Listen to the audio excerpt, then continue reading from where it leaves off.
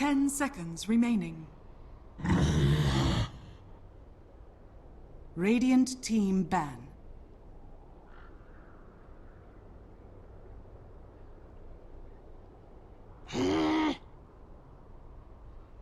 Dire team ban.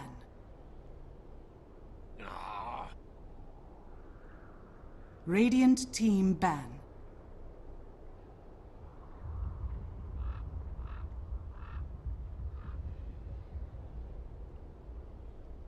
Welcome back, everyone. Last game of the night. NMEGG versus Leviathan. I've got Blaze joining me for this series. Different caster for every single series. Dire team Blaze, what's up? Not too much. Looking forward to the match. I got to see a little bit of Leviathan earlier, but with a completely different set of stand-ins there. So they've run around with their same tri-core here of Nusham, Shibby, and Jenkins, and then Ambo, and now they were joking about it being Pat, so I really don't know. I looked at the account, and it's essentially guaranteed to be a Smurf, so it could be anybody. But no matter the case, it should be interesting to see Leviathan with their kind of unstable roster, while EnemyGG are just kind of getting going. They've only had this roster for about a week or so, and so trying to see what they kind of bring to the table should be interesting. All right. How's our draft going to start out here? Witch Doctor first pick instead of Vengeful Spirit. I'm not sure how I feel about that one. Do you think that means they want Faces Void second pick? Not banned away? 5 seconds. It is an option. Obviously, the Vengeful Spirit is a bit of a deterrent, but it's still a really good hero that's in the pool and should enable some pretty solid strategies. So the Witch Doctor is good. Usually against just pushing strats, you get the paralyzing cast out against the big creep waves and stuff like that, and obviously quick nukes won't be as effective against the gradual sustain. Overall, Witch Doctor I think is just a great all-around support. Maybe a slightly lower tier than the Venge, because like I said, the Venge can counteract the Void, can counteract the Bat Rider that Europe likes to pick up a lot. So I would say that both heroes are pretty high on the tier list, but the Witch Doctor opens up a lot of possible strategies. You could still go for like a Chen here and push really heavily. You could go for Faces Void and go for massive team fight. Like by first picking Witch Doctor, you keep all your cards kind of close to your chest, and Leviathan are just going to have to go for all around like early game support activity. I feel that okay, the ban pick. Do you feel that the Witch Doctor is more open of a pick than the Vengeful Spirit? Out of curiosity. That's really hard to say. It depends on your opponents. If you're afraid of their Faceless Void, I would still prefer Venge much more significantly. Witch Doctor is definitely more enabling in terms of a push mentality, or the early game aspect of this hero in zoning. Vengeful Spirit's really bad at solo zoning on the lane when like a Chen or an Enchantress is focusing on her jungle play. So the Witch Doctor's a lot better at that. He's a lot better in just the dual lane situation. So I generally would say he's more open to enabling the lanes for good push. But Vengeful Spirit, she not only has some aspects that obviously are characteristic towards push, the aura, but also the ability to counterplay in the late game. So where Witch Doctor is actually bringing damage in the late game stage, Vengeful Spirit's taking it away by repositioning the primary target. So I guess they both have their place, but I feel like the Witch Doctor's a little bit more open and gives you a little bit more to work with. Second set of bans, Baser and Viper. EnemyGG do have the Abaddon pickup, which is Viper, but they just don't want to deal with those apparently really strong mid laners. That definitely means certain heroes like Death Prophet are going to be pretty high value here. OD, Invoker, Razor, Viper. Is there anything left that can really beat a Death Prophet or even come close to drawing even? I don't think so. 10 seconds. I mean, you can still go with the Lina. I mean, that's obviously something that Shibby is very comfortable with and probably against in the same capacity, and you get that range and you're able to do a lot in that capacity. But DP's still got a lot going for her if she can kind of keep close and maybe get the boots a little bit earlier. Leviathan dipping into reserve time now as they try and figure out what their third pick is. Think if this is going to be an off lane or a 4 position. Well, Nusham's playstyle definitely goes towards the Venge, and so we're going to be looking more towards one of the stand-in players playing the support, the Night Stalker, and then obviously you've got the possibility of Jenkins picking it up for the offlane. Jenkins doesn't actually pick it up for offlane all that often. He usually likes to have something that's a little bit more enabling, something with better range, but I still think he could definitely pick it up. I feel like it's more commonly seen in the 4 position in the North American scene, though. Death Prophet is the pickup for Leviathan. Immediately, EnemyGG go for the Ursa. So between Abaddon and Ursa, Sonic Shield, do you think it removes Soul Siphon? I don't think so. I think it's like Static Link. Yeah, I figured it was probably the... But that also means that Ursa won't shrug it off either. Mm-hmm. At least you can stop some of the damage being done to him. The problem is that the heal is not affected for Death Prophet. Still going to be in that regard. But I do like just the single target physical damage power of an Ursa versus a Death Prophet. Sounds pretty nice. If you have some lockdown versus a DP, and that's going to be the one thing that's going to be really essential, knowing that a Death Prophet has such high movement speed, and of course stable coming out with the Scepter build, the Ursa is going to need some assistance in that regard. Yeah. So just double checked it, and yeah, the only way you dispel Soul Siphon is if you actually die. So it's yeah, what a fantastic ability that is. Just good, you know. Don't worry about BKBs. Don't worry about the spells. Can you imagine if it just didn't go away? Like even if you died, like Wraith King just dies, comes back to life, still has Soul Siphon on him. I think that really says it all about the ability. It can only be dispelled through death. Pretty much. So I'm actually curious about like the out heal factor now, because you got Darkseer going to get the mechanism early, the Death Prophet. We've been talking about the Spirit Siphon, going to be really good this game in general. 5 seconds remaining. Added with the shield as well as the heal. You've got the Witch Doctor with the Voodoo Restoration. Like obviously, EnemyGG's plan is to enable this Ursa to go very aggressive, to have all the heals behind him, and then he's got the mitigation factor, which any MMO player is going to know that the more mitigation you have on the guy that's soaking up all the damage, it's going to make the healer's life a lot easier. So overall, I feel like EnemyGG have overall more effective HP right now, but Leviathan might have more factors for kiting. Obviously, they've got a couple slows, they got a couple stuns. You can use the Ursa or self-use on the Death Prophet. You've got Surge and Vacuum. So like, there's a lot of ways to control positioning for the side of Leviathan. So while EnemyGG, I think, have more effective HP right now to go more offensive and to just go right up in somebody's face, I feel like Leviathan have tools to play around it.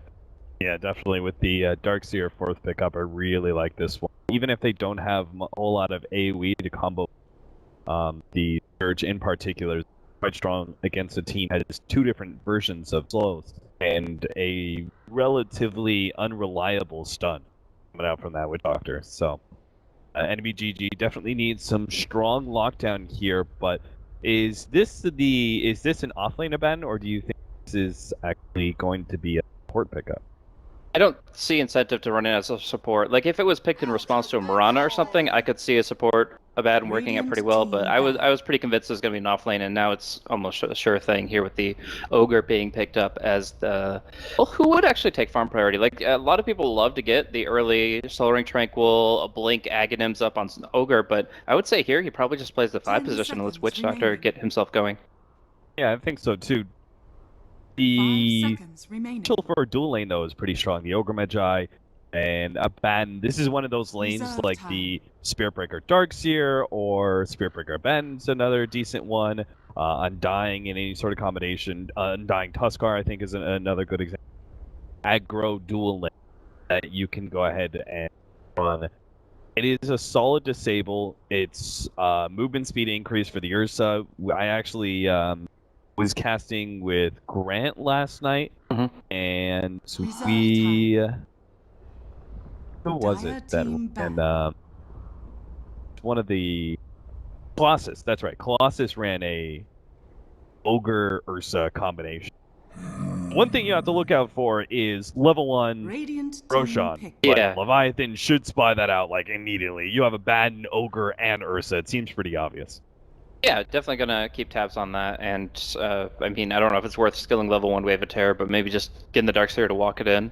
I'm interested in the idea of if they're worried about an Ogre Abaddon offlane. You know, one of them gets Orb of Venom, by level 2, they've got Ignite and Curse of Avernus, and they can just kind of run at you with massive HP pools. I kind of feel like that would almost incentivize Leviathan to put the Darkseer in the safe lane and to go with an independent carry position hero, so that the Night Stalker and Venge can still roam occasionally, but that when they're S3, they're still very strong. Because essentially what you'd be looking at then is Venge, Night Stalker, and like a Juggernaut or something up against this Witch Doctor and Ursa, and I feel like you should be able to go toe-to-toe with that pretty well.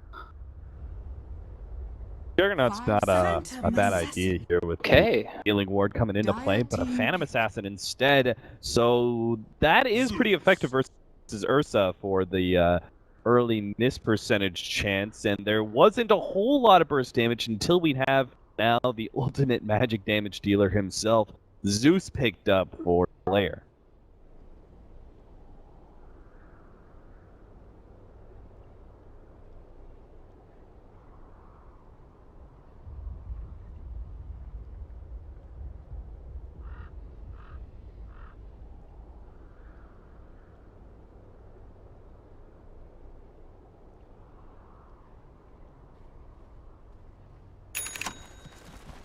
That orients a little bit more priority, and Mistcoil still gets a couple points in shield, but still gets the Mistcoil up sooner than later.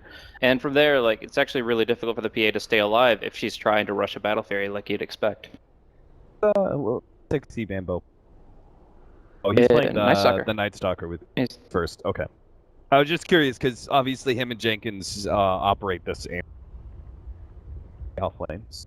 Yeah, I figured that Jenkins would still keep what he was doing. Like, if they're trying out a bunch of new people, but every time they're still filling the same roles with each slot. They're still looking to fill that carrier role. They're still looking to fill their secondary support out. So I figured if you look at the supports, like, first of all, Nushem generally picks up Vengeful Spirit, and second of all, it's actually really easy to have somebody that's new to the team just say, hey, play Night Stalker, and you can direct action together. It's very clear what a Night Stalker wants to do in the game, so there's no question about it in terms of like team decision making early on.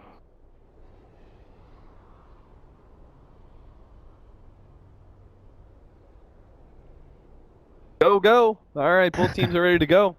So the first game in this best of 3 for the ESL One Manila qualifier.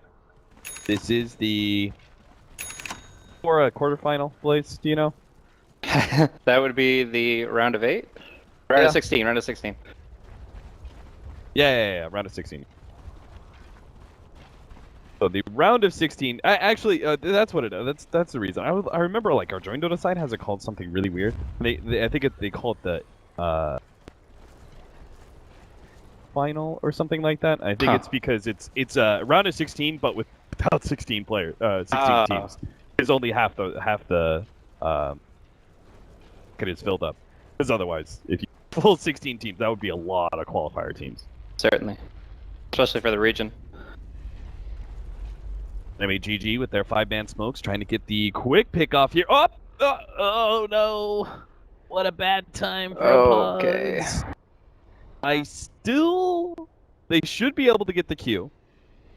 Yeah. Play, I think, from our Phantom Assassin, and I think Death Prophet. Death Prophet runs down, and Peru Phantom strikes up. Yeah. That's insane. That should actually get him out. He'll be a little low on HP, a little worse for wear, but he should be able to as the Death Prophet makes her move. I'm curious how the pause would have actually affected it, though. She's just gonna make that quick jump, and there you go. Easy up. Yeah, I actually am really curious how the pause affects that situation, because that's obviously really good if you can get the.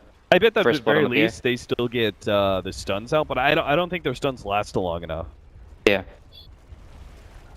I mean, how close does an ogre have to be to actually use a fire blast nowadays? It's a pretty short range. That ether lens, I'm curious if he actually goes for it, because like it feels like a lot of the range of spellcasting for the ogre is one of his biggest limitations.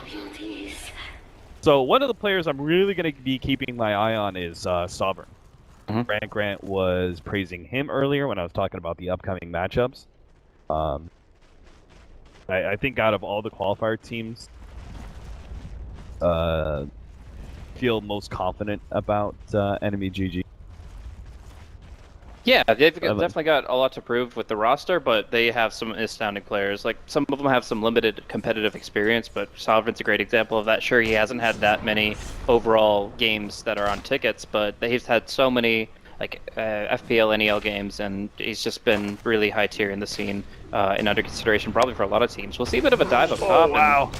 Wow. I didn't realize Sexy Bambo was going to be able to make it that far in, but the Night Stalker's tanky is all hell, and this aggro dual lane is already off to a great start. It's definitely, just looking at it, it's a better lane than the Ban Ogre, so I really like this choice by Leviathan.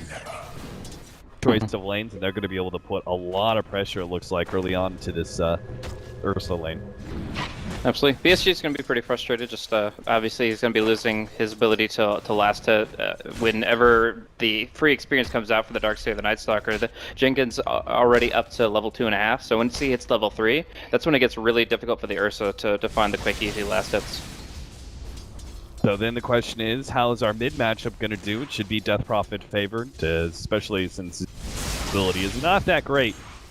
Soul Siphon on him, and he can be run down. She not playing.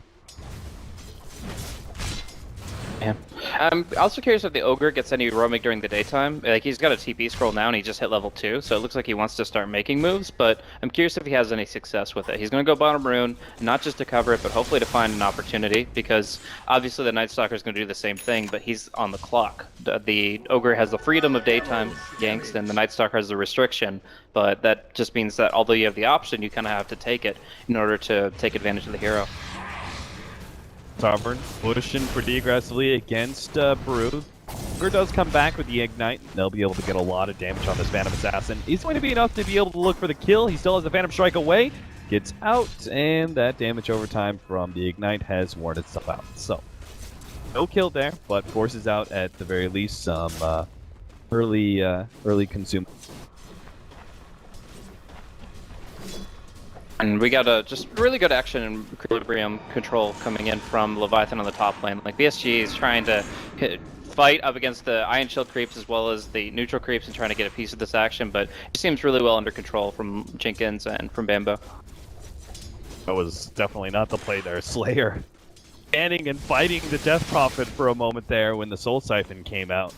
He ended up taking a lot of damage. He's still top CS though. 15, now 17-0 after that beautiful Arc Lightning. Compared to the 15-3. Very even. They're going to go for the dive here onto Nushim. They should be able to get it. Sovereign, all he needs is the Aphotic Shield to pop, and it does so. Still, Sovereign takes a lot of damage, though, and might actually go down. In fact, he will. Too many tower shots came his way. If only Flying Zebra was the one tanking it. Yeah, that's exactly what you have to do, is get the Ogre to tank it for you, because while he has 8 base armor, Abaddon has 1. Actually, it's just really bad. Ever since that nerf, he's been the one that kind of has to be watching himself and watching his own back as far as trying to survive, because of course he can always shield an enemy and take off random disables, or save an ally, but he can't really do that for himself. So I've always considered, if prior to level 6, Abaddon to always be the squishiest hero in his lane because of what he offers to his teammates. Get some of that minus armor from Wave of Terror as well. He drops all the way down to -3 armor. Flying Zebra grabs himself a bounty rune back to bottom lane, so he's really not going to try and roam into mid at all. Jenkins may be picked off here. Nope, the Surge is still enough. No, if he had still had Surge, but Jenkins held on to it until after the cast hit.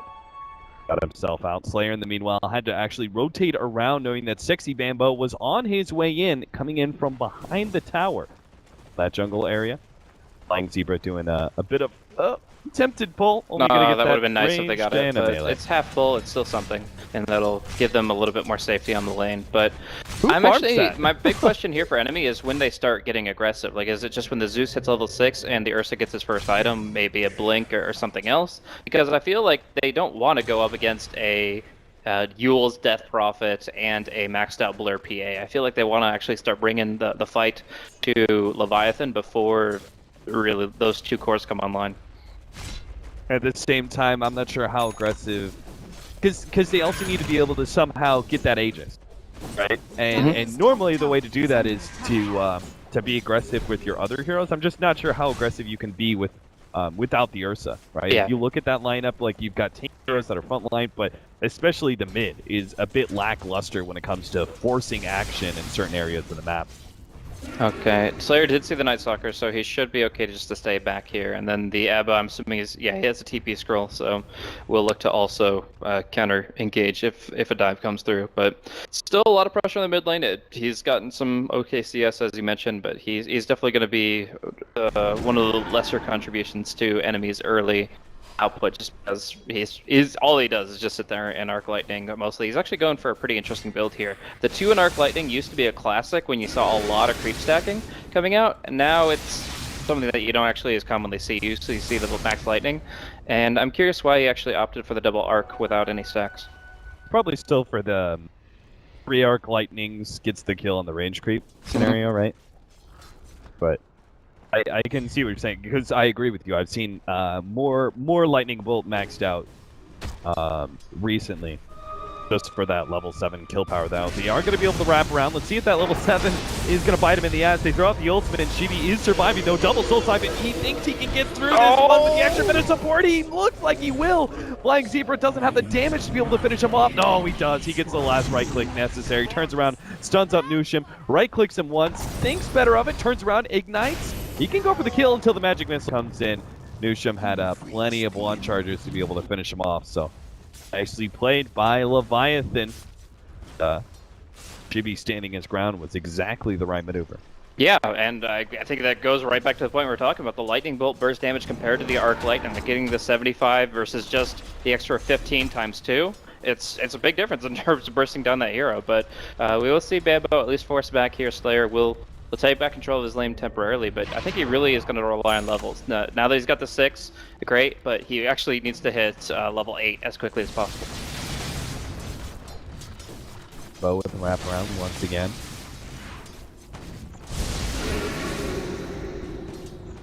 If Slayer gets caught. Waiting for the Zeus to jump up just a little bit too far, but Slayer, he's been playing this mid lane really passive. He dodged the first couple attempts by the Night Stalker. He pinged out a couple of the rotations. Pretty aware that he's kind of target number 1 on Leviathan's hit list. Sovereign going to go for an attempted dive here onto Peru, just at the very least to get the aphotic shield explosion damage onto him, but sits too far back. Healing salve from his port. Back to normal. Yeah, but you see the difference in how Summer is playing the second he gets his ultimate. As soon as he has that extra ability to turn fights and to survive, then he's going to be going forward. Most Abaddons will actually save the skill point and then use it when you're even lower than 400 HP, but now he's kind of committed to a position where if he just gets harassed a little bit here by Stifling Daggers even, he might just lose the ulti and then suddenly lose the lane. Jenkins will take some damage here. BSJ, oh, never mind. He didn't even have overpower. Well, we will see the stun come out here. They're going to try for it anyways. The surge expiring, that should be it, and Thunder God's Wrath will not steal it. Slayer doesn't get a chunk of the XP, but he does help out in the process. Yeah, it's pretty unfortunate. You really want to be able to get the last hit on some of those, but especially considering the level deficit. Like, the Death Prophet's almost level 9. Zeus just hitting level 8. Like, she's getting pretty tanky, she's getting bigger, and she's moving in towards the items sooner. Pain boots picked up, so this does look like an ether lens flying Zebra. Dire's bottom tower is under attack. Are trying to clear through this gigantic hard camp staff. Like the only one who can actually clear through it would be like Zeus or Darkseer. But slowly but surely they're chipping it down. Sovereign comes to intercept. Start going on 60 Bambo. He will get a decent amount of damage onto him. Another aphotic shield will fight Nushim up next. No phase boots, so won't be able to really chase him down. But he's got the entire defensive tri-lane sitting pretty low. He knows he can continue to play aggressive now that his ultimate is back up off cooldown. Yeah, but it's not going to be long. I think they realize that they can just kind of trigger the borrow time for it a distance and be pretty safe to do so. Shibby actually converged on. Oh, he walks the safe route, so lucky for him. If he did find himself across paths with the Ogre, I'm sure the Zeus would have gotten involved too, and the ulti was just coming off cooldown. But we'll look again at top. The cask does not bounce to that one melee creep. That's a big difference here, as now Jiggets could just surge and walk away. No, he's going to try to fight it with the wall, but either way, neither kill will come through, and in fact, BSJ is now without Enrage. They don't have a cancel for his TP, but there's the vacuum level 1 coming out at level 8. Jenkins is able to put a stop to that retreat. A big time kill, especially since they committed the Death Prophet rotation. They really needed that one. Sovereign is pretty desperate to go for a dive here. He knows how close he is to being able to get a kill. They're going to go for the dive now. The Zeus actually pops him. Easily kill on one. And the Phantom Assassin will TP out. They're going to put some pressure on this tower now. But won't make up for Leviathan taking that tier 1 pretty easily. And again, they're getting some chip damage on the mid tower as well. So they might not be able to claim a tower bounty, but they'll bring it low enough if they claim it in the next minutes. And that's a very quick mech for the Darksayer here, as he's able to survive that gank, and now finding himself at level 9 here. 2 points of vacuum, the mechanism. This is where Leviathan start to bite back, and it makes it harder for enemy to go for those consistent dives, because that Death Prophet that's narrowly surviving is now convincingly surviving with the help of the mech. Really surprised they didn't TP to bottom, but I guess the Madden is kind of at full strength at this point in time. The maxed out apodic shields and have time to rely on. And they're also probably predicting this Roshan. Like, the fact is, you said it, you go aggressive to distract from the Rosh pit. Well, that distraction failed, and now they're going in. Leviathan are in great position here to be able to jump. They're going to be able to take out Flying Zebra first. Sovereign has soaked up a lot of damage. The cast is actually bouncing out really nicely, but they've already taken Roshan and the Aegis. BSJ is trying to get out as best he can. Sovereign actually gives him the apodic shield to be able to turn and pick up a quick kill onto Bamboo, and now he's going to look for Nusham as well. He's got the slow to be able to pick up the kill, unless Nusham can somehow get a stun out and juke his way through. Doesn't look like he will be able to. Meanwhile, farther down, EnemyGG are running down Shibby on top of everything else. What looked like a pretty good ambush to start things out turns really bad as Leviathan lose 4, only getting the Witch Doctor there, and BSJ still actually laying claim to that Aegis of the Mortal. With Mask of Madness, he actually wants to be able to dive for more. 6E Bamboo providing some reinforcement is going to force EnemyGG to just go with the push with regular creep wave. But we're definitely seeing the strength of that Mask of Madness pickup. Absolutely, the Rosh went down so fast with that bonus 100 attack speed in between the overpowers. It really was convincing how quickly they could do it. They can combo that with the Bloodlust, they can combo that with Curse of Avernus, and you'll see an extremely dead Roshan extremely quickly. Now might be some heroes as well. BSJ is looking to pop the Aegis in this fight. And the apodic shield pops. Another stun. BSJ, he activates that ultimate at the perfect time, almost getting Sexy Bamboo off of it. Slayer pops his ultimate. It's not enough by itself. Peru's now going to jump onto Flying Zebra with the extra Ion Shell damage. He will be able to get that kill, and EnemyGG maybe have overextended themselves, as now they're going to have this Ursa in a bad position. The Exorcism goes out. They will be able to just kite him around pretty damn easily. EnemyGG just as easily could have taken that tier 1 tower and kept the Aegis for a while, but too aggressive. Now they're going to lose a third hero. That's going to be Frozen going down as the Witch Doctor. See, Bamboo even wants to be able to find an extra kill in the Zeus, but he's too far back. Yeah, and this begins to make up for the disaster that happened on the Rosh pit. Like, they're able to get some really big kills, of course, taking the Aegis early on, punish some aggression from enemy, and start fighting back, where the Death Prophet now will have Yules after this tower. Like, she rapidly is picking up some major gold. He has level 2 Exorcism. Oh, it's only if they get the tower. Obviously, we have quick respawns here, only 13 minutes into the game, but I do want to go back to that Rosh pit fight and say there was one very questionable play that actually convinces me that the stand-in is not Patzel. It was a very aggressive play and not characteristic of that particular individual, is that he just went on the Witch Doctor solo as the PA. He has 2 points in Blur, so he was dodging 30% of the death ward, but he was still, like, essentially trying to take a Witch Doctor from full HP to none with just himself up against the Death Ward. So he took all the damage from that Death Ward when they could have just walked out of the pit, and he only got 1 crit out of it and couldn't kill the Witch Doctor himself. So place aggression, and that is going to be making things more difficult as time goes by. But we do see a nice little gank in the jungle. Enemy, I think they need to find another ward here. Just the ward near where it used to be the magic bush. I feel like it's okay, but they need to get something on the western part of the jungle too, because they can't keep finding pickoffs. It's going to be Leviathan to start building their 5-man formation, and from there, finding pretty much the advantage in the draft. Well, we're going to see a 3-man. Now, this is a very odd one. No tier 1 tower in the top lane. Maybe this is why they're doing it, just because it is so odd, but Death Prophet, a Darkseer, and a Night Stalker walk into the enemy jungle. No tier 1 to be taken, even if they do claim a pickoff. Maybe they can go for a tier 2 with the lane pushing in. They're going to run right into Slayer here, immediately get the silence on him, and he's definitely dead. We will try. Nope, it's actually going to be Night Stalker who claims the kill, and the creep wave pushes into the tier 2 on cue. They don't have exorcism for another 5 seconds. But they are in a pretty good position to either force EnemyGG to mass rotate down to the bottom tier 3 tower or take a tier 2 for free. In the meantime, inside the jungle, Enemy is going to be losing Frozen as Peru and Nusham managed to find that quick pickoff. Tier 2 goes down. They're actually going to TP to bottom lane and easily defend as Sovereign is going to be forced away. Well, honestly, like, Shibi doesn't have a TP, so he might as well just go for some damage here onto the tower as well. The ghost will still last here for a few more seconds, and yeah, they're going to go ahead and take out like a third of that tier 2. Half? More? Jesus. That exorcism doing work. It's it all the way down to 600 HP, so. And that now, all of a sudden, Leviathan are in a position where if they actually get a fight on EnemyGG's side of the base, they can actually take, could either force mass buybacks or maybe just be able to straight up take a laner Rax. That tier took so much damage like that. Yeah. Now, interesting enough, the Witch Doctor was found out in the Western Radiant Jungle. He placed his Dire Ward, and they immediately saw him. They didn't necessarily see his inventory, but they should take the implication that he was warding one of the 2 Western points, and I think sentries will head out that way very shortly. So that's going to keep Leviathan safe from the pickoff side of things. And then when it's either nighttime or when they just feel it's best to 5-man, they're going to have just this tremendous advantage that it's going to be very difficult for enemy to break. They're going to try to go for the surprise factor, go for the smoke, but they've only got 1 left after this, so they've got to make this one count.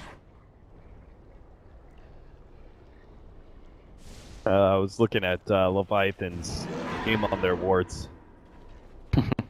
Anyway, EnemyGG is going to be rotating around, trying to catch Leviathan. They get some vision. 60 Bambones, not the easiest member of the group to kill. They have the casket coming out.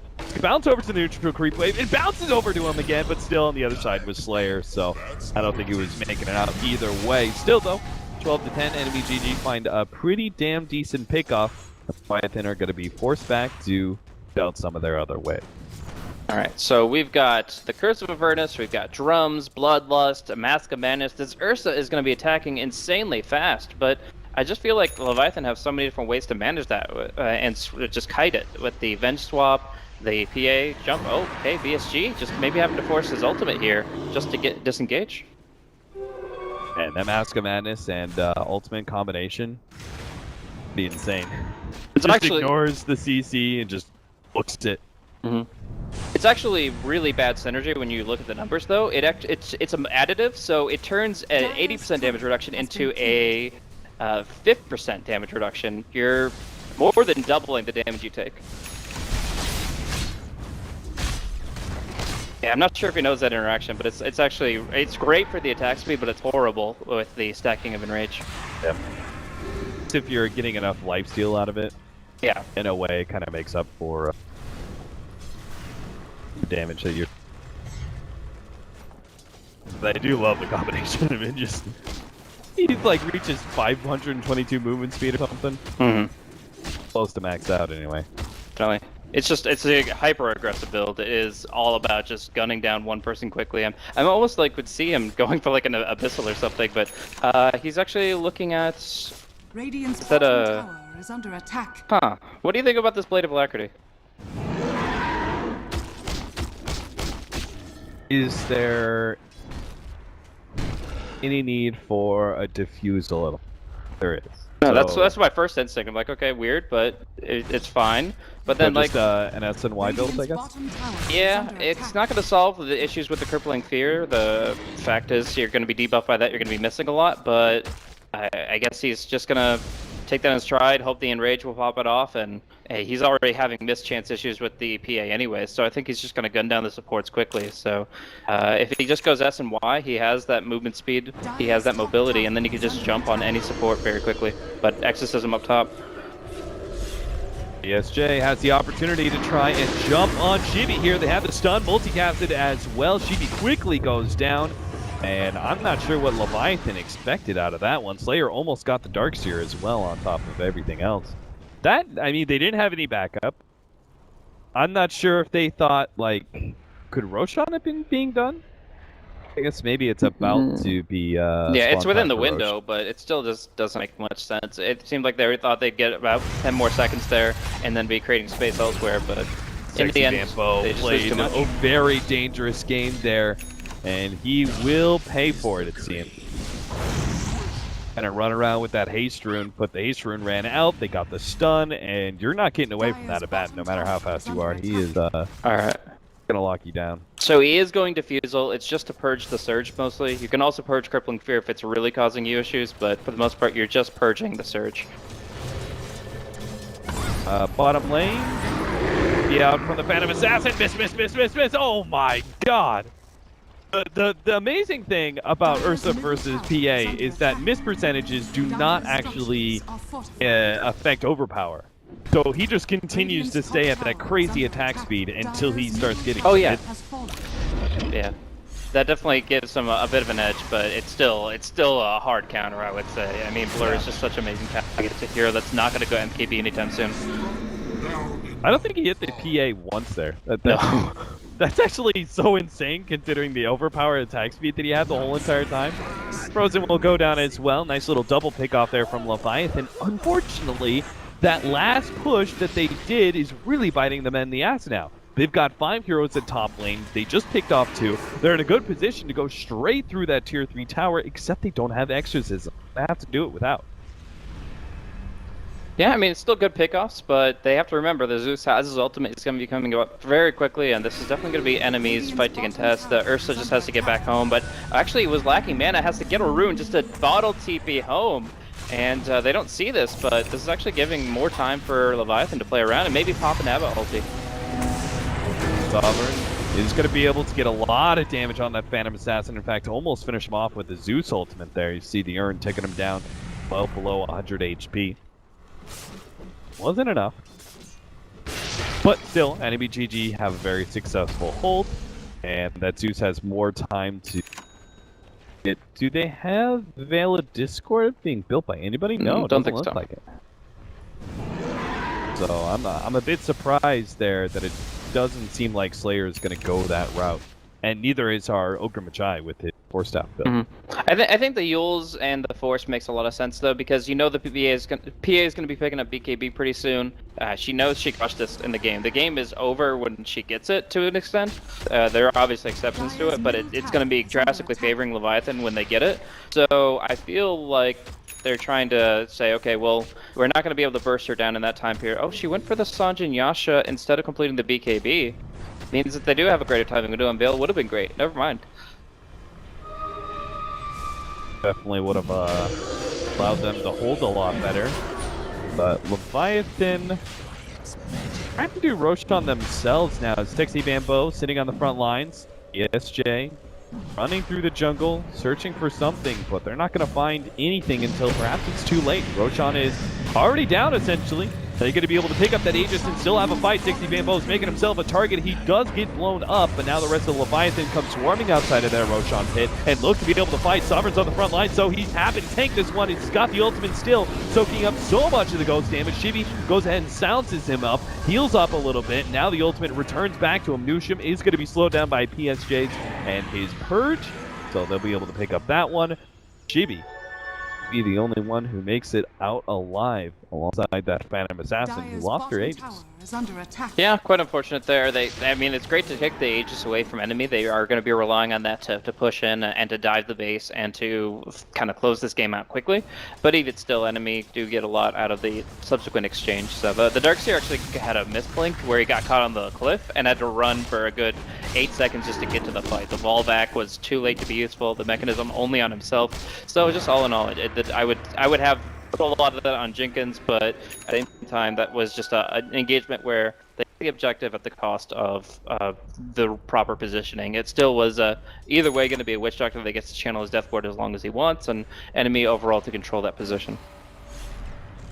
15 to 15, 25 minutes in. That net worth has really never bounced trade too far to one advantage or the other.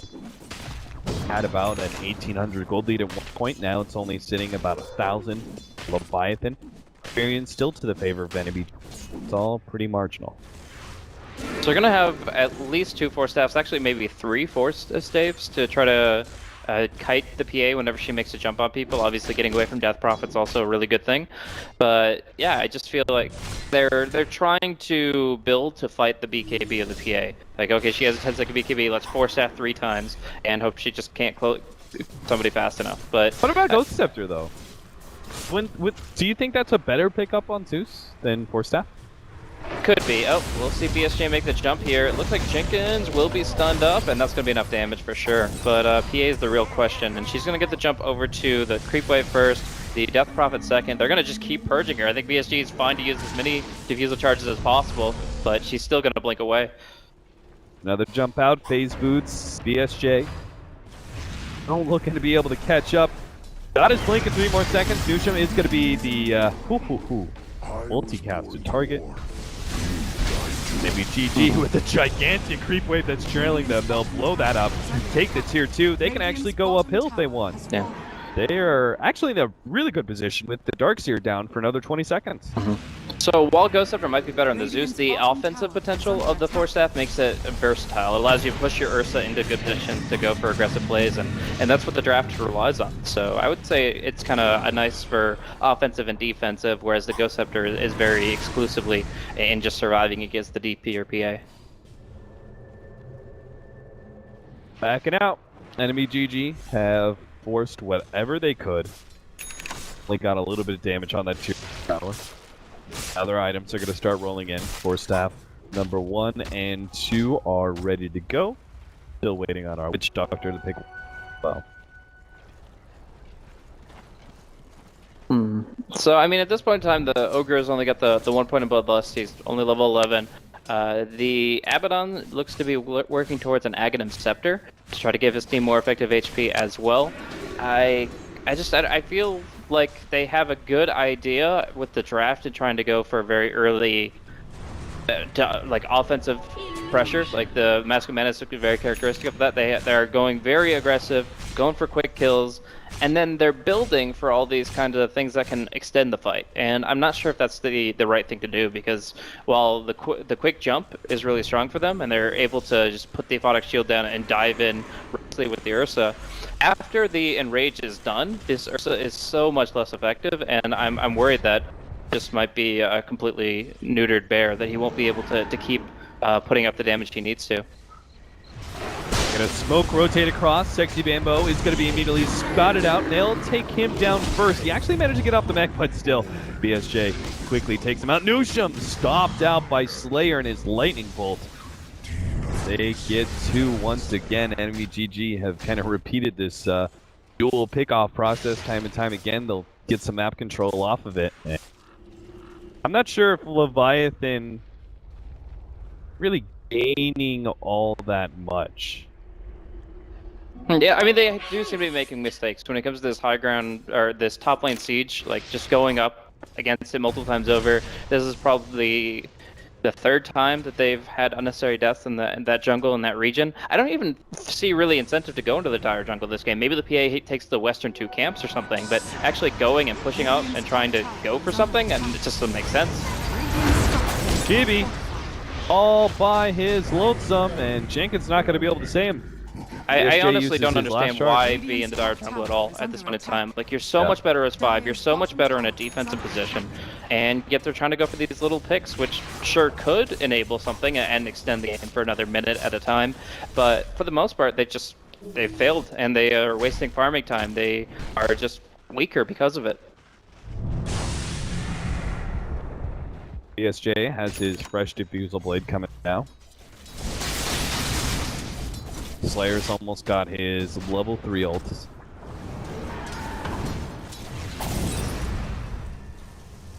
Gonna go for this tier 2 tower now. Jenkins is sitting on the side, ready to go with his blink dagger. Sexy Bambo, gobbled up. Oh, nice Jenkins purge. couldn't even That's stop where that purge now. is amazing. The purge, beautiful setup. 3-man vacuum, swap out. Newsham's gonna have to give up his life in order to save Jenkins. Radiant's middle tower is under attack. But I don't think anything's gonna stop NMEGG at this point. We'll see. The BKB on the PA is huge. Obviously, the wall vacuum on the high ground. And the swap won't be coming into play, though, and they're going to have to rely on this exorcism, or the Death Prophet surviving by herself. So, keep tabs on that, but I do feel like the PA still is going to be an answer, then, since she has the BKB. This 10-second period is her time to shine. Fortunately, NMEGG do not have the greatest high ground potential. Could easily stall out, but there's another big team fight item, the Aghanim's upgrade for the Abaddon. It's going to soak up so much damage. He's already using it really aggressively against the Death Prophet whenever Exorcism is out, and this will make it even better.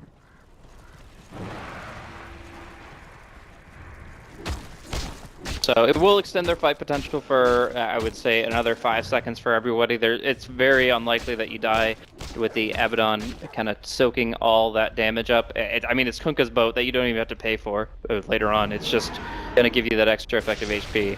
And Enemy can definitely benefit from that. But it does also mean that when Sovereign uses that, he'll generally use it right after Ursa's and Raygens.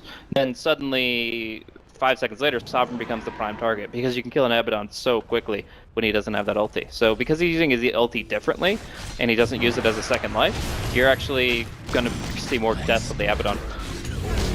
Okay, man, wall vacuum, don't think this is necessarily going to change a whole lot of things. Sovereign pops the ultimate pretty early on here with the BKB still active on BSJ. Oh. They're going to go for Shivy, swap back out though. Shivy does live a bit longer. He's trying to get away with the soul siphoning. He's actually doing it. The Death Ward comes out a little bit more damage, but it's still not enough. Shivy stays alive. They kill the Ursa. He just runs circles around enemy bit by bit, and will be able to recover a lot of extra HP. In fact, he almost lives thoroughly. Slayer comes in with a double kill off of an Arc Lightning, and now it's just him versus the Phantom Assassin without a BKB, but TP out, and he will be successful.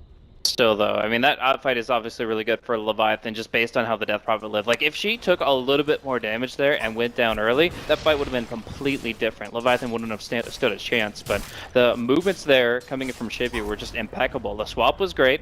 Having that available was definitely a key aspect of why she lived so long, but the rest of it was just good movement from the DP. She didn't even have Octarine Core there, but she lived for so damn long, getting the perfect movement for the kite, and then, of course, the Spirit Siphon on every hero that was in range. Like, Shivy was just able to win that fight for Leviathan, where otherwise Enemy would have slaughtered. Shivy, who has definitely made a couple of mistakes in this game. It's up for big time with that play. Understate Nusham swap as well. Play by him. I mean, it's all he's really got. Like, once the Yules is gone, this DP is entirely relying on his teammates to help him out. And the Surge is no longer an option. Where in the draft it sounded really good. Now the defuse at least for 4 more charges will be the answer. Roshan cleaned up by NMEGG. We'll have Aegis and Cheese to be able to utilize here. Alright, so this is by and large the strongest point the enemy will ever be at in this game. Like, they can look for MKBs and stuff like that, but end of the day, this is their peak. This is where they're the most powerful. There's no way the Witch Doctor gets a Aghanim's anytime soon. You're going to be looking to make the use of this Ursa's last 4 diffusal blade charges, because he doesn't want to buy another one. And, of course, his BKB 9. Like, with Aegis and Cheese and all that good stuff, this is the time where they either make or break the game. Leviathan know how dangerous this next push is going to be, and they want to be able to stall that out as much as possible. Jenkins is pretty quick to try and push out top lane all the way to the base, so that is obviously the most exposed of the 3 different lanes for NMEGG. So have to back out, defend that. They're still holding a good push at bottom lane. BSJ is doing that. They can go from top straight. They should be able to get some map control, enough to be able to push uphill. Unless Leviathan do something crazy. Alright, so at least the Ursa's farming the jungle, so that safe space for Leviathan is not going to be as cost effective for the PA, but even if she doesn't get another item this game, as long as she has buyback, which she will in just 120 gold, then I think that's going to be enough for Levy to try to take the next fight. Heading up. Oh, they're actually going to go for all the towers at the top. Interesting. I mean, that's they're not necessarily lacking on time when it comes to that Aegis. Yeah. So if they can claim all this tier 1 and tier 2 tower gold beforehand, I guess that makes sense. Sure, and there's also a possibility that the creeps end up killing this low HP tower by themselves, and that would actually reset the glyph for Leviathan, which is a drawback. So the fact is the glyph was up. By killing the tier 1 now, it doesn't mean anything, but if they had just kind of let it happen later, that might be a freebie the other way. Rotation around. They don't want to sit inside their base. Leviathan are going to try and force the fight here. The ultimate goes out from the Zeus. They start jumping onto Nusham, and now the Cyclone's already been used by Shibi. He may not have an option here to be able to survive against BSJ. Soul siphoning away, but ultimately he will end up going down to Banana Slam Jamma. Ooh, Zebra, he's going to be chased into the trees here. Looks like Dixie Man both can pick up that kill, but it's just full-out disastrous for Leviathan as BSJ is going to battle it out with the Phantom Assassin. He's having a hard time, though, and Peru's actually coming out on top. Doesn't want to lose that Aegis. They will be slowed down, and Peru makes the committal here. Now goes on to Sovereign, who does not have an ultimate. Sexy Bambo might be able to slow him down. If they could just kite, BSJ might be the last man to die here. Oh my god, he gets the FKB, almost managed to get him. He managed to get the slow down, the purge, Peru! He jumps over to the right-hand side, he goes into the trees, and he'll be safe for now. BSJ, he's just too big for these two to threaten. He's going to be able to jump forward. Really wants that kill on Phantom Assassin, but he's completely out of Diffuser Blade charges, and he's not going to be able to catch him. Oh, he goes back in, he gets the bash! Oh! He destroys Banana Slam Jamma just like that, and EnemyGG get wiped. It looked disastrous in the beginning, but this Phantom Assassin just hit big. Seriously, he was living or dying by RNG. When the Ursa had Enrage active, he was doing 600 bonus damage with the Fury Swipes. There were 10 Fury Swipe stacks up, and Enrage doubles it. So the fact that PA lived really comes down to the Blur passive. We see it at work there, overpower or not. But I gotta say, I still think that was Enemy's fight. Like, 9 times out of 10, that fight should go the way of the Dire. The engagement there from Leviathan, they didn't take Thunder God's Wrath damage because of smoke, but they lost the Venge and the DP really early. The Darkseer Jinkas actually either forgot that he just got the Force Staff or what. He didn't Force Staff the DP away from the Ursa. So he got to just wail on her after the Yules was over. The swap was already dead. So at that point in time, they already took down all the damage from Leviathan other than the wall replica and the PA. And somehow the PA is able to just pull a Rapid out of the hat and go in for some massive damage. We'll see now them on the offensive as they push in, and they don't need to go high ground, but they have the Exorcism, so, and the Arcane Rune. Wow, that's actually a 76 cooldown ultimate. Sounds like a pretty good opportunity to be able to force a fight if they have buybacks to be able to fall back on. They want to take the tier 2 at bottom instead. Is there anything missing? No, there's nothing missing. Nighttime, they have all their ultimate. They just got an Abyssal on PA. I mean, jeez. They almost have Aghanim Scepter. Sexy Mambo's actually going to go back to base, so that'll be decent enough. They know EnemyGG have smoked up. They've got a ward deep inside EnemyGG's base. That actually seems. And that's actually going to be the last smoke they have for an 8-minute period. So not being able to surprise attack on the map against the Night Stalker in particular is really bad, because you've got Aghanims, not even Gem in this case, since there are no Invis mechanics, no Shadow Blades, no Invis heroes. So if you are just within the range of the Night Stalker, he'll see you. There's no smoking up to him, there's no catching him off guard. So as long as they stick to Bambo, they have the fight. Jump in on a Slayer. They need Force Staffs to be able to save this Zeus. A couple of stuns come out. Peru hasn't activated his BKB yet. Now he jumps in. He's going to be able to get on top of Slayer. He gets off the Eagle Scepter, and Sovereign's going to be able to try and be in a saving grace, but a 3-man vacuum into the wall. BSJ goes straight for Peru. He knows how dangerous this Phantom Assassin is for the rest of his team, but he can't quite lock him down. Peru's going to be forced back, but Shibi's now the person to be on the front lines as he's got his Exorcism in full swing, and EnemyGG going to have a hard time to defend against this, especially with the top lane pushing in. Backdoor protection is down. BSJ Trying to stop this top lane push. The tier 3 tower is going to be taken out quite soon by these ghosts. Oh, Shibi's so nervous. He knows just back that off. There's too BSJ much could to burst him lose. down. At this point, like, enemy are stuck on their side of the map. They are having trouble taking any full-on engagement. The PA is still a little flimsy when either the hits come in against her or just the nukes go successfully, because as you can see, the BKB is now weighing down to 7 seconds. But if Leviathan always fight around their cooldowns and always fight around their Night Stalker at nighttime, there's no reason they shouldn't lose a fight. That being said, we have once again the Ursa buying out Diffusal. He sold his Diffusal 2, buys a Diffusal 1. He really is just 100% dependent on these charges to stay on a surge target.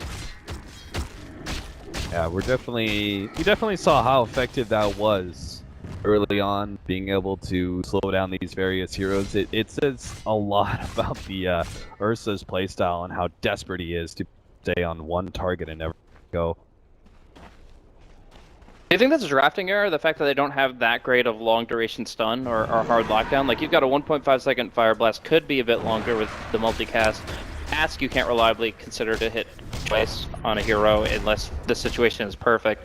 Do you feel like that's an actual problem with enemies draft, that they don't provide enough for the Ursa? Like, sometimes you see Beastmaster Ursa because the Roar and the Aura both set up the Ursa to guaranteed kill a target because of the lockdown. Do you feel that that's a drawback? I guess to replace it, like, Beastmaster actually wouldn't be bad if we just want to like try and keep the same lanes in order to not change things too much. Some sort of aggro dual lane. And there's both Beastmaster and I think Spiritbreaker, who are better stuns. Then again, it's hard to tell how much impact Bloodlust has in these fights. Sure. But I'm kind of with you. I think the increased stuns, I really do feel like stun duration is just generally better than Bloodlust.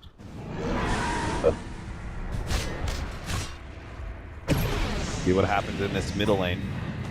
Sovereign is going to be the first target here, silenced up. Not actually going to be able to get on top of him, and even if he did, he still had that ultimate to fall back on. Unless they got a really lucky crit at the right time, they wouldn't be able to kill him. Alright, so Roche is going to be spawning very shortly here. Let's see if Sexy Bambo stays close enough to see it, though. If they get that information, they can just put Bambo north of the pit, and that would be perfect. But it looks like they're going to be too far gone by the time that it is actually going to be spawning, so they're just going to go on the back line. Wrap around here. Just in time for Roshan spawning too. Frozen is a great quick pickup. Take that Death Ward out of the equation. Jenkins is pretty far away, though. Roshan pit. Try and get, darkness is over. This is not that's not good at all. And now Peru, he's going to be stunned up immediately. He's already lost half of his HP. Sovereign comes in, hoping to be able to help out as soon as possible. BSJ tries to come in as well. Peru needs to be able to get out, jumps over to the right-hand side. Nicely played. Nusha, meanwhile, with the swap, he's going to be able to save the Zeus for a little bit longer. They get the 4-man vacuum wall. That's a beautiful setup there from Jenkins. 4-step up the hill. Death Ward going like crazy, but immediately silenced up. Shibi targeted down by Banana Slam. Jamma and EnemyGG win that engagement off of some pretty damn decent jukes around. They're going to be able to get Sexy Bambo as well. 3 down, and EnemyGG will claim Roshan number 4. A little bit of luck and obviously a lot of good movement there from NME. The fact is, Bambo popping because of 42 minutes and the Roche not spawning within that 50-second period makes it a lot harder for Leviathan to take advantage of that. Jenkins was probably like 3 or 4 screens away. Even with Surge and Blink, it's still hard to be like full contributor in that situation. Like, if Jenkins was closer, they would have gone on that Witch Doctor. I'm almost positive of it. He was so juicy. But all the same, at this point in time, they didn't really have any answer to the Ghost Scepter, and they didn't have their Darkseer with them. So the fight became more difficult because of that, and Enemy just picked them up piece by piece. In fact, the PA, like half the fight, she was just hitting a neutral camp trying to lifesteal to get back into it, because she'd already taken so much damage from the onset.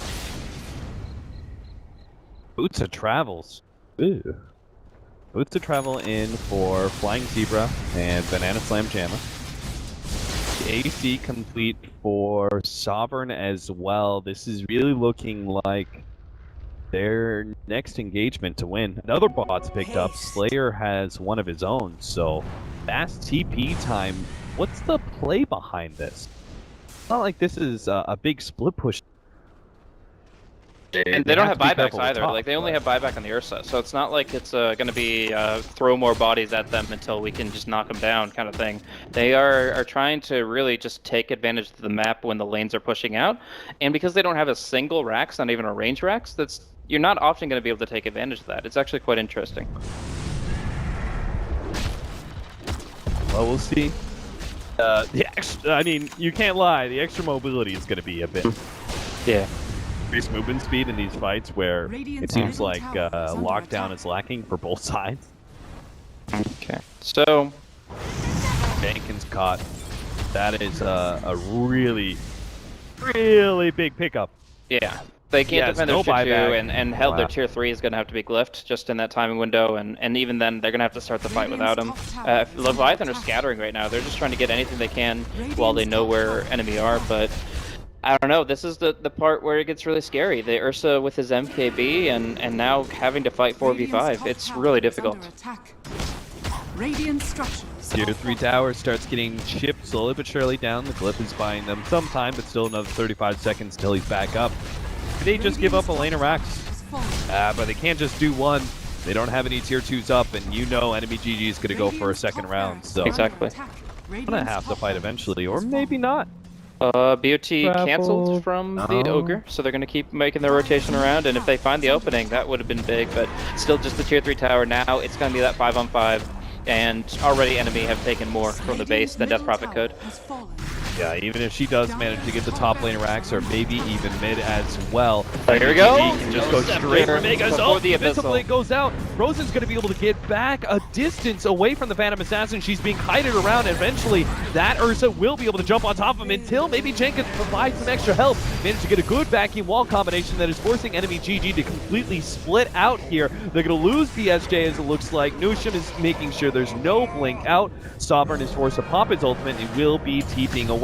Now BSJ, life number 2, but he's surrounded by so many illusions. He's going to try and go for the TP out. They need a bash desperately. They're not going to get it either. It's unfortunate. That really is, because obviously if the PA could get in. Actually, she showed a Phantom Strike to an ally just to get slightly faster, but either way, the Ursa is the one that had buyback. Now all 5 of them have buyback thanks to so many kills and the barracks, but even if they got the Ursa kill, I'm not sure that they secure the next fight, because the Exorcism is on cooldown for 45 seconds. They're just going to try to force what they can right now. Dire's bottom tower is under attack. Surged up Peru. They're going to jump on Sovereign. Oh, this is not good though. I'm not sure if they timed that very well, but Sovereign was definitely getting his ultimate back. So I'm not sure if they thought maybe we can jump him, you know, get some bash and crits. Oh, Mana Slam. Swap back. He's stunned up. They need Sovereign's help, but no, he gets bursted down. Oh no, the Phantom Assassin is too much to handle. They're going to try and bait in Leviathan a bit deeper before they buy back on the Ursa. Peru, he will oblige, it looks like. Nusham is going to be dying to this tier 4 tower. Peru is now going to be caught underneath the tier 3. And they take him out and look for more. Sexy Bambo's going to be the next target. They do see him briefly. Nighttime is run out as well, so definitely dead. BSJ make sure to slow him down long enough. Nusham did not actually die to that tier 3 tower, and he's hoping to be able to buy some time on the tree, but no. Not going to happen. Slayer gets the triple kill. Has 4,400 gold on him. He wants to be able to keep buyback, so that's not enough to buy any real big item just yet. Still have that extra life. And try and push down mid. Need to be able to force a buyback on Phantom Assassin. What they don't know is there's no buyback on Night Stalker or Vengeful Spirit. Yeah, so they're just going to try to make the most of this timing period. Obviously, no Night Stalker, no Darkness, but Leviathan aren't entirely out. They've still got a lot of potential with just the buyback on the PA. And I'm curious if Enemy back. I think they take the range Rex, and if they go bottom, Leviathan buy back and fight. They definitely are going to go bottom here. Just the Zeus allowing the creep wave to push in the range Rex. The tier 3 tower is going to be going down shortly. And EnemyGG feeling, and I agree with them here, they do have the bit better control right now. They should not be trying to force it.